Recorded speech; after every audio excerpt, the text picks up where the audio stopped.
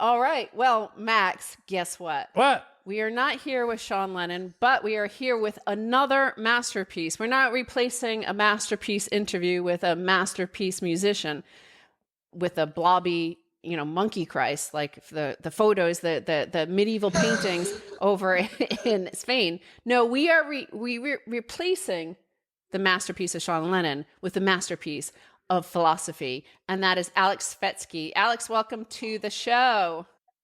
Thank you. I'm glad I'm not part of the today's modern progressives, because everything seems to have progressed to hell in today's day and age.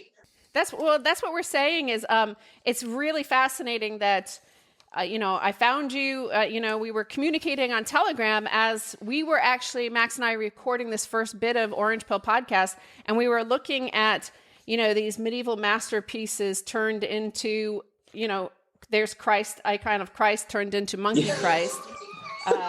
There is, the statue of the Virgin Mary turned into whatever this Play-Doh thing is. And, we were saying that's very similar to what's happened to our monetary and political and geopolitical systems. Is like in America, we started out with, this constitution based off of the French Enlightenment ideas and ancient Greek Republic ideas.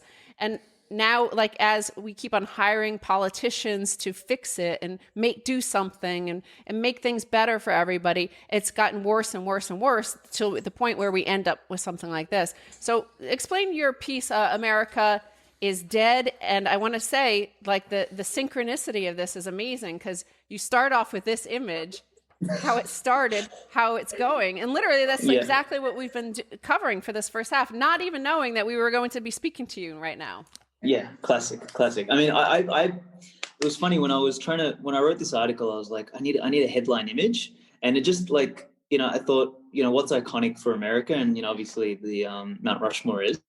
And then I was just looking for like, what's deranged online. And I just typed in Land of Confusion and that popped up. So it's apparently like some show or something. I've never heard of it, but I was like, spitting holy image. Shit, this is perfect. Yeah. So like I kind of like slapped them together and I thought this like exemplifies modernity better than anything else I've seen. But yeah, I mean, I think, what you said earlier is like, America started off as this, idea or, based on a set of principles. And I've always, particularly the more mature I've gotten and I think Bitcoin's helped me mature like a lot in the last few years, is you find that in life there's few principles, like there's millions of opinions, like everybody's got an opinion, like in the same way everyone's got a butthole, right? So it's like, and they don't mean much, but there's a certain set of principles which are immutable, they're timeless, and they don't change. And when like what we do is we seem to progress in society when, a few people can, call the shots and, outside of, the ability to answer to anybody else. We end up adding layers of complexity, another layer of complexity, and we think complexity is somehow, more advanced, when in reality, the more complex something becomes, we throw a Talibism in there, like becomes more fragile, number one. But number two, it's sort of like we forget what the original, like the root principle was. So we like create all this fluffy crap up here and nothing makes sense anymore. So I think like, morality, ethics, natural law, competence, authority, like those things are immutable. And the more we deviate from those, the more we end up with, these kind of crazy situations where things don't look right anymore. And I just took some notes here that I want to sort of touch on. Is this idea, like, my piece was really about how America's gone from the land of the free to the land of confusion, and it's not like it happened overnight. Like, it's one of those things that happens incrementally. And I always use the example of Nazi prison guards. They didn't start off day one by throwing people in concentration camps. They started off by thinking rumors like, oh, Jews are like weird people because they're different to us. Then it's like, oh, they carry diseases. And then it's like, oh, well, let's just put a star on their shop so that way people don't shop there. Then it became, well, maybe we should censor them from being able to talk and do things. Then let's throw them in jail. And then, oh, we need workers for the war, so let's do that. And then it's like, oh, well, let's kill them now. So it's all of these things. Tyranny happens incrementally, like derangement syndromes like we see today, or the collapse of America. Like, it happened incrementally, and each step we take is a step further away from these core principles.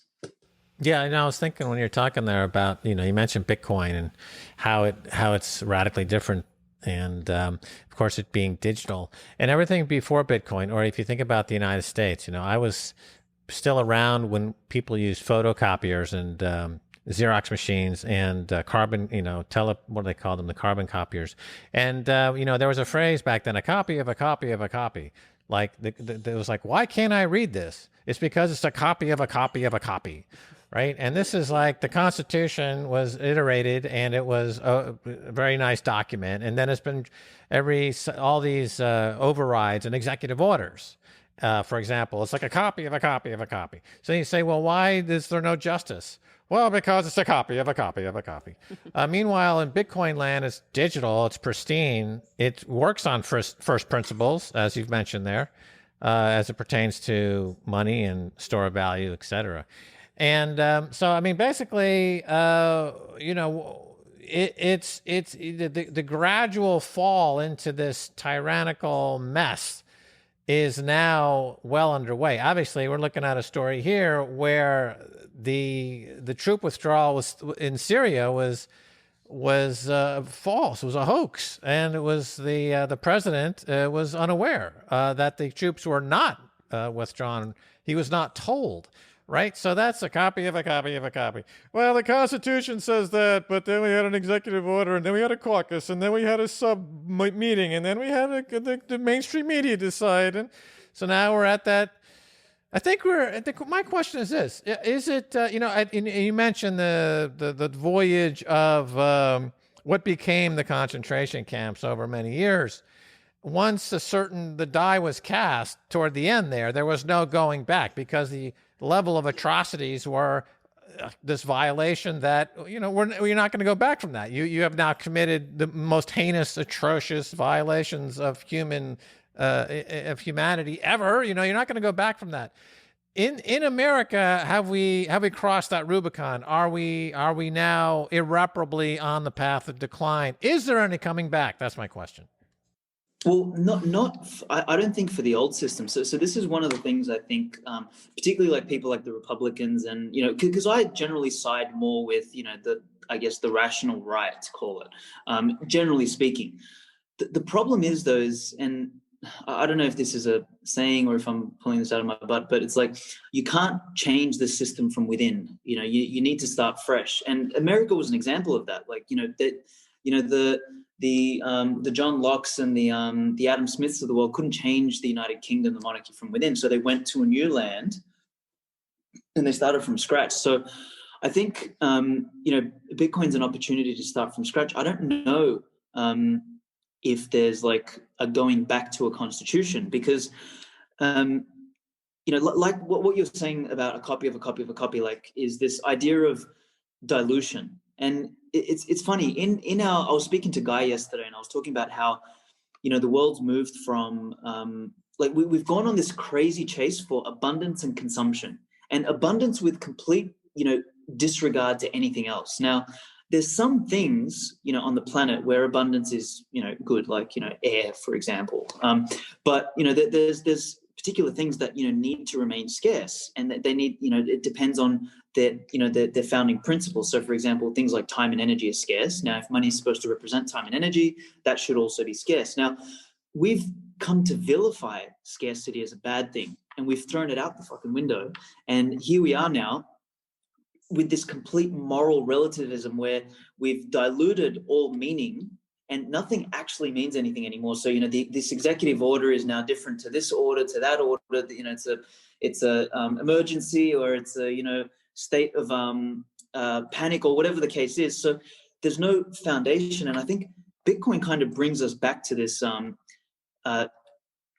immutable set of truths. And no matter what, Max thinks, or Stacy thinks, or I think, or, Bob down the road thinks, it doesn't matter. Like if we think differently, we're sort of like, we fork off the Bitcoin network and we're somewhere else. Whereas Bitcoin can kind of maintain this objective source of truth. And it really reminds me of like Ayn Rand's work. Is she kind of talks about in what's the face, Atlas Shrugged, that, the derangement of society starts to happen when we, introduce relativism across morality, across ethics, across all of that stuff, when there's no more objective source of truth. And that's where we are today. Like, when I first read Atlas Shrugged, I thought, oh, this is a bit of an exaggeration. But this year's kind of told me it's like, what, she was actually spot on, because, nothing means anything anymore. It's like whoever, you can be a media puppet and you can just say the word science and it's apparently supposed to mean science. It's like, what kind of a world are we living in? And right. Yeah, in economics, they have this term called moral hazard, which is moral relativism for economics. So Alan Greenspan made this famous in the 80s when he was saying that, well, we know that the banks on Wall Street engage in some fraud, but it's needed to create liquidity. That was, paraphrasing, but that was his message. So that was falls under the heading of moral hazard. And now 20, 30, 25, 35 years later, that moral hazard, that wiggle room, as he called it, has become the dominant economic force on Wall Street. There's only wiggle room. I mean, so JP Morgan, their business model has become, they keep 90 cents of every dollar they steal. And, JP Morgan will say, well, that's just a moral hazard. That's, just deal with it. On the subject of John Locke, I was just rereading John Locke because it's somebody that I return to often. And of course, he was pioneering the concept of the social contract back there in the 1600s as part of an Enlightenment thinker, and talking about the contract between the government and the governed, and the trade-off and the quid pro quo, and what does each party give up. And he was talking about the governed, the people, what they give up a lot of rights to the government in exchange for what the government can provide, with the exclusion of one inalienable right, according to John Locke, and that was the right to form a militia. His idea was, if the social contract is broken, the people must revolt. Right. And so he was saying that we give up our rights with the right of forming a militia, because ultimately, if we decide that the government, the person that we've engaged in the social contract with, has betrayed the contract, we have to actually be very, very vigorous in reclaiming our rights. And I think that is seemingly coming back into play, because I think a lot of people are very, very concerned that perhaps their rights have been trampled on into a degree that is irreversibly unacceptable. Well, we have. So I think an important thing there is, this idea of being able to form a militia. I think, the essence of that idea is that, the contract with government is first and foremost an institution that can provide protection services for private property. And when that no longer, when the government is no longer serving, no longer provides a good service there, we should be able to stand up, or not should be able, but we have this inalienable right to say, well, if you're not protecting me, then I have to protect myself first. And, I can't do it myself. So we need to be able to organize. And that's fundamental. And I guess, in many ways, Bitcoin represents that in a monetary capacity, because, the social contracts become so deranged now that, we are effectively paying taxes to imprison us. Like there's no more services from government anymore. Like we can do everything better ourselves. So, Bitcoin kind of helps us stop feeding the beast that is imprisoning us. Right. Let's go back to this notion of crossing the Rubicon. Because, if the US, you say, is dead, America is dead, and America was founded on the principles not only of the French Enlightenment and the Scottish Enlightenment, but also the Roman Republic and the Greek ideas of a republic and democracy. So crossing the Rubicon is those sort of moments when the power elites make the conscious decision. They know that there's a choice to either empower themselves, enrich themselves, but they have to cross the Rubicon. Okay, once Caesar crossed the Rubicon, the republic was over, and he declared himself dictator. We've had those sort of moments in, when we founded the Federal Reserve. America went to war against England, specifically, as it was John Adams or Ben Franklin said, against the Bank of England. They wanted to get out from the Bank of England. And then we created a Federal Reserve Bank. And that was crossing the Rubicon. And then, of course, FDR seized the citizens' gold in 1933. That was another moment of crossing the Rubicon. And then in 1971, we crossed the Rubicon again. And all of these things, obviously, it's all about game theory, right? And prisoners' dilemmas of does Caesar cross the Rubicon, or does he face treason charges and die? Does he let the Senate and the wealthy control everything, or does he come to the rescue of the people? Because remember, he was beloved by the people. Now, Bitcoin, to me, kind of makes it impossible to cross the Rubicon. You cannot cross the Rubicon in Bitcoin, no matter, and that's part of the game theory of it, is that people will always cross the Rubicon if given the choice. The powerful will always cross that Rubicon. Because if you set it up under a republic and the Constitution and all these grand ideals, a generation or two or three later, people forget, and somebody comes along and they want all the power, they want all the wealth, they want the glory of the people, and that moment always happens. So Bitcoin prevents the Rubicon from being crossed. What do you think of that? Spot on. So I think there's a piece in the article where I write about not conspiracies, incentives, and I think that can what you just said sums up what I tried to push in the article. There is this idea that let's just assume complete innocence. Let's just give the benefit of the doubt to all the evil people trying to pull things off, whether it's Soros or Gates or whatever. Let's just say it's just pure incentives. What you have with a handwritten social contract that's an agreement between people is that over time it becomes a copy of a copy of a copy. That it's very easy to have in the moment an emergency in which you say, look, this time we'll override it, but we won't do it again. And then you create these precedents where again, you to use your words, you end up crossing the Rubicon for a reason. Now, it could have been, in all pure intent, it could have been for the absolute right reason. We had to go and intervene in World War I, apparently, to crush the Kaisers and, break up the monarchies. Apparently Woodrow Wilson had to do that. But in doing that, he sold America's soul, and he set up, the new vanguard, which was, the Democratic Republic. And then, you've got this other notion of, I'm writing an article now called Utopias Are the Path to Dystopias. So I don't believe in this notion that we can ever have a utopia, because perfection is non-existent. I was talking with Guy Swan yesterday, and we mentioned, true perfection is imperfect. And, we sort of try in our arrogant, ignorant attempts to, make life better for everyone and make it safer and nicer and cleaner. We try and remove imperfection, not knowing that when you sanitize and when you sterilize imperfection, you actually eliminate life. The most peaceful place on the planet is actually North Korea. There's no crime there. People aren't fighting in the streets, but, you have no choice, so the life has been sucked out of it. a story of Rodin, the sculptor. In his studio, a student did a sculpture and called over Rodin and said, look, master, this is perfect. And Rodin proceeded to knock an arm off and said, you don't want it to be perfect.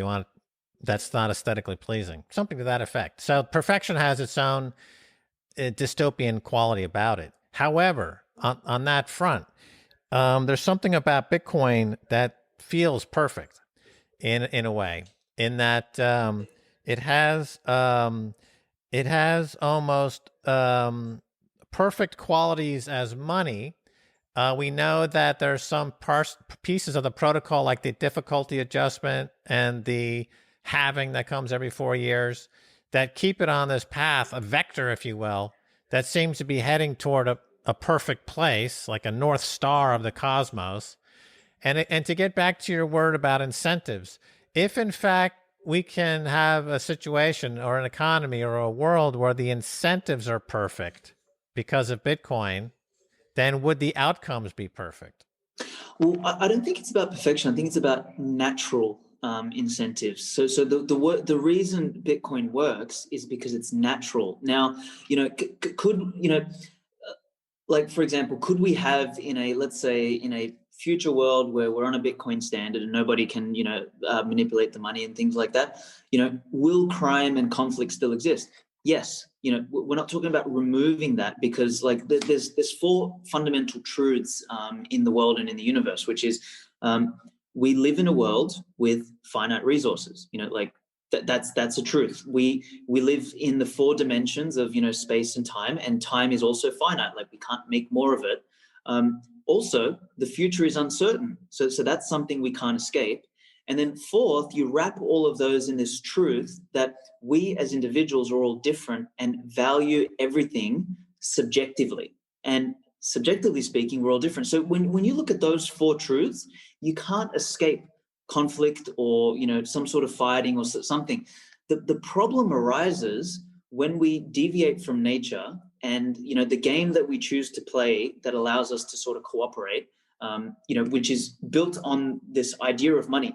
The product of our labor. When someone can sort of co-opt that, then we can create these derangements in society like we have today. So whilst, Bitcoin is almost like this, I guess the incentives or its its resulting effect, seems perfect, but in a way it's also like, it's perfectly imperfect, and it's a hard, like, I don't know, I'm lost for the words here, but I think it's so natural in the way its incentives function that we've actually, in our imperfection as human beings, we actually enable this thing to just be a standard that can't be messed with. Right. Well, on that front, so the ability for Bitcoin seemingly, however, is to disincentivize crime. And can it achieve a vanishing point where all incentive for crime is vanished?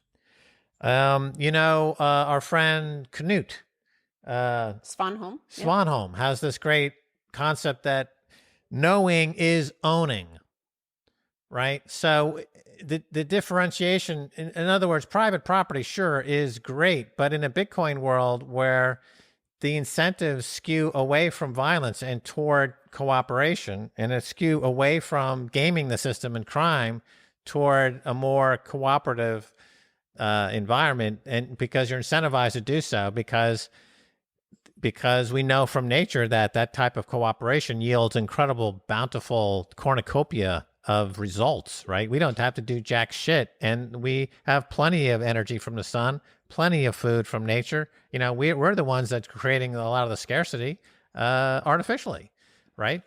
So if that's all disincentivized, I guess my question is this. So I understand those four forces, those four factors, and it's natural, but it seems like Bitcoin is almost unnatural because it does disincentivize a lot of these things that we consider natural. Would you be open to that being a possibility, or do you feel like you're comfortable with that kind of four-dimensional paradigm and that's good enough? Or what do you think?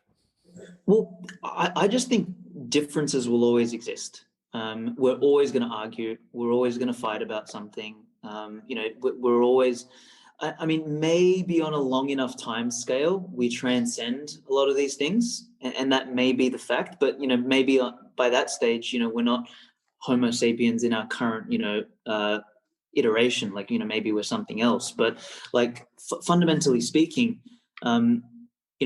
we, incentives drive behavior. So, like you kind of accurately mentioned, is because Bitcoin disincentivizes theft, I think the best way to think about that is it lowers the cost of defense and increases the cost of attack. So therefore, your incentive to go and beat someone over the head to steal their shit versus actually trading with them and doing something yourself changes. I'm not as optimistic about human nature because I've just seen how silly some people can get, things like laziness and sloth and things like that do exist, and they're hard to sort of weed out. Now, again, on a long enough time scale with let's say decentralized, open, free market schooling and education, where we sort of teach the younger generations about ethics and morals and private property and things like that. Maybe over time we can converge away from that, because again, if you look at the natural world, all other species respect private property. All other like nature's found its own natural equilibrium. And I'm writing another piece on this, which is territory as a biological imperative. Is all species, aside from our crazy ass, now we sort of grew like this, but we've kind of deviated from it. But all species manage their territory, their tribes, their groups and everything through territorial boundaries, and that permeates throughout every living, every mammalian type living species. And as we've deviated from that, as we've deviated from truths like private property, we've created distortions. So Bitcoin kind of brings that back in. So, I mean, does that mean, again, we'll eliminate conflict? Probably not, but I think the incentive for conflict drops so much that maybe conflict takes on a new meaning. Instead of conflict being I'll shoot my neighbor, is I will outcompete my neighbor in producing something better. So I think it just changes the how those things represent themselves. So that's what I was saying about Bitcoin makes it impossible to cross the Rubicon, because Yes. the Rubicon is crossed because humans by nature are greedy. They're insecure.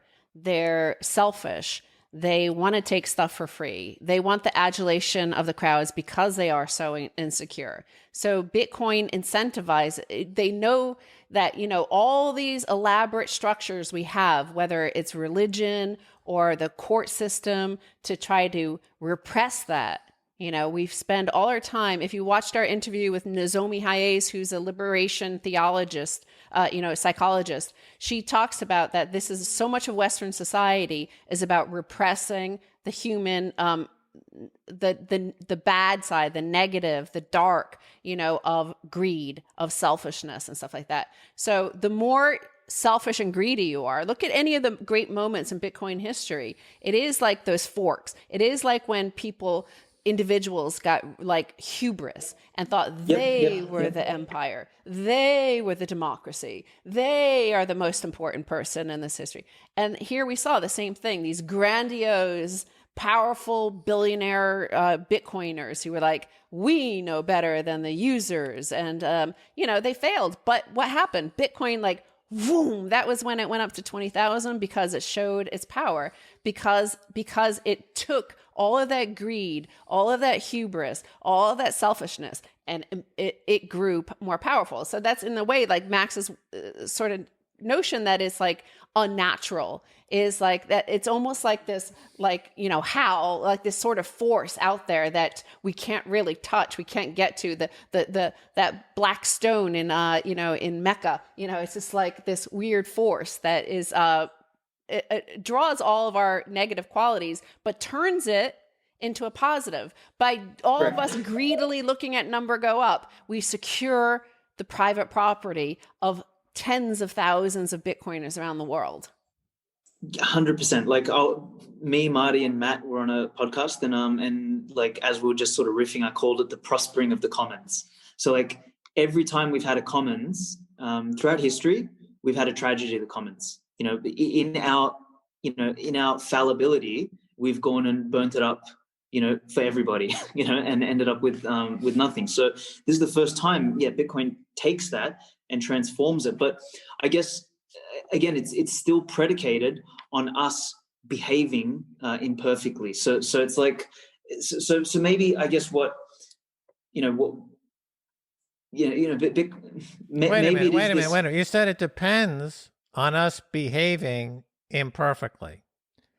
Now, the question is it hacking us, right? I believe that the protocol is self-aware and that it's hacking us to help us. In other words, let me put it this way, and I don't want to go off on a total tangent. No, I like this. You know, let me put it this way. If in fact you were the creator of the universe and Earth and its population was your creation, and you looked upon that creation and you thought, this is going to shit, I need to fix it. You could, if God showed up suddenly on the evening news, and I don't mean, you know, a fake God, but I mean the actual God, everyone would freak out. But if God could hack his way into our world using Bitcoin to change our incentives as human beings so that we help ourselves get out of this mess, that would be the way to do it. That would be the way to do it. This could be God's thumbprints are all over Bitcoin. Dude, so true. So true. No, I could not agree with that more. Like, that is that's a really, really like powerful way to describe well, look at it this way. There was always the argument that Bitcoin is going to go into a death spiral, the mining death spiral, by these are core developers for years who thought this, without even understanding the difficulty adjustment that happens every 2 weeks, right? So they don't even know how the protocol works. Yeah. Well, I guess maybe they knew how the protocol worked, but what they didn't understand was human beings and how, you know, the resulting behavior of this kind of natural incentive system. So I think, whatever or whoever Satoshi was, and, you know, whatever Bitcoin means, like, the most important understanding it had, or he had, or they had, was of human nature, and just the fact that, you know, if we can, we'll try and get an advantage, and if we can't, we'll do our best still to try and get an advantage, because our human action tends towards you know, progress. Now, whether we consciously or unconsciously make progress or not, you know, like the intention is towards like a forward path, and, you know, we sometimes make a royal disaster out of it, and sometimes, you know, we do it well. But at the end of the day, like, Bitcoin needed to be immune, whether we acted like buffoons or we acted honorably. And that's, again, one of the most profound things. Like, it just leaves me speechless. It's And finally, so I just, before we have to end here, we're starting with this, you know, the monkey Christ, the turning a masterpiece into a blobby cartoon-like character, a cartoonification of it. Where do you expect it from 2021 as we see a new administration? Do you see MMT, which I think is like the total cartoonification of a former masterpiece? Are we going to see that? Is that the end of the dollar and then the rise of Bitcoin? Look, I think this decade is going to be really tough. I think we're going to see more stupidity, because, again, now we're at that point where, you know, the classic slippery slope, like, the incentives are so skewed that there is no going back. So it's only going to get worse and worse. So they're going to have to print more money. They're going to have to go into MMT. They're going to they're going to have to, create new laws to try and band-aid over the clusterfuck that they did, and to create more problems. So you're saying they're going to have to cross the Rubicon once again. Again, we're probably going to cross 10 Rubicons. I'm going to get a toll booth on this river Rubicon because everyone's crossing it back and forth. I'm going to make a killing. Right. Well, thank you for giving us a masterpiece episode and stepping in to be not the monkey Christ, but the real one. No, we're not calling anybody Thank Christ. That's we've seen what happened in the past. I'm the high priest of Bitcoin. Oh yeah, Michael Saylor called you that.